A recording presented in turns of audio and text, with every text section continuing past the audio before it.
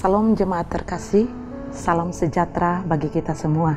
Jumpa lagi dalam acara Light of Revival, renungan firman Tuhan yang akan memberkati kita di sepanjang hari ini. Mari kita membaca satu bagian firman Tuhan di dalam pertama Samuel pasal 7 ayat yang ke-12 dan ayat yang ke-13. Demikian bunyi firman Tuhan. Kemudian Samuel mengambil batu dan mendirikan antara Mispa dan Yesana.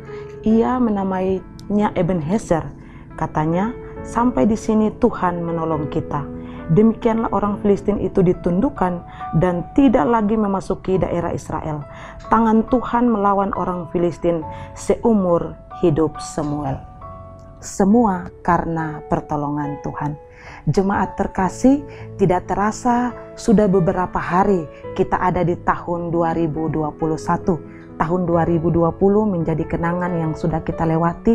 Banyak air mata yang kita keluarkan, entah itu air mata duka cita karena kehilangan orang-orang terkasih, atau juga air mata sukacita karena keberhasilan dan kesuksesan yang kita raih sepanjang 2020. Tetapi sebagai orang-orang percaya, kita meyakini bahwa semua yang sudah kita alami hanya karena pertolongan Tuhan. Sebagaimana yang juga disampaikan oleh Samuel kepada bangsa Israel pada saat itu. Kalau kita perhatikan teks dari bacaan kita, itu mengisahkan tentang bangsa Israel yang menang terhadap orang-orang Filistin. Mengapa mereka bisa menang?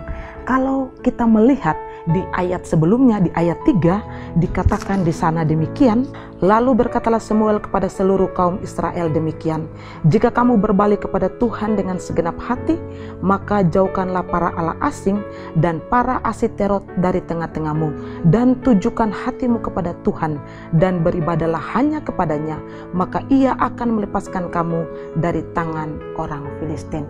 Dari ayat 3 ini terlihat bahwa Samuel mengajak bangsa Israel untuk kembali kepada Allah, menyembah hanya kepada Allah saja. Dan ketika mereka melakukan itu, dari bacaan kita menunjukkan bahwa bangsa Israel menang terhadap orang-orang Filistin. Apa yang sebenarnya Samuel ingin ajarkan kepada bangsa Israel saat itu? Samuel ingin ajarkan kepada bangsa Israel bahwa pertama, kalau mereka bisa memperoleh kemenangan, itu bukan karena kekuatan mereka, tapi hanya karena pertolongan Tuhan. Karena itu Israel tidak boleh melupakan Tuhan karena pertolongan Tuhan bagi mereka.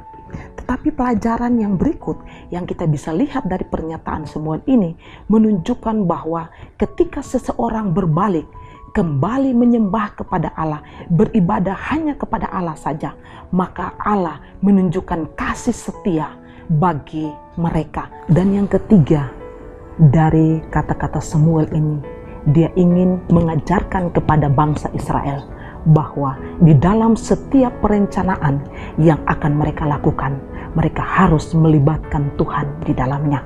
Bukan karena mereka kuat, bukan karena mereka bisa merancangkan yang terbaik, tetapi sebagai bangsa pilihan Tuhan, harusnya bangsa Israel melibatkan Tuhan di dalam segala perencanaan yang mereka akan lakukan ke depannya. Nasihat Samuel yang sama juga datang kepada kita, orang-orang percaya saat ini. Kalau kita bisa ada sampai di 2021, bahkan kita sudah menjalani beberapa hari di tahun 2021, itu bukan karena kita hebat, tapi adalah pertolongan Tuhan. Dan kita seharusnya sebagai orang percaya mengatakan hal yang sama, bahwa semua karena pertolongan Tuhan, atau sampai di sini Tuhan menolong saya dan saudara, bukan karena kita hebat, bukan karena kita kuat, tetapi karena pertolongan Tuhan. Amin. Mari kita berdoa. Tuhan, kami mengucap syukur, kami berterima kasih.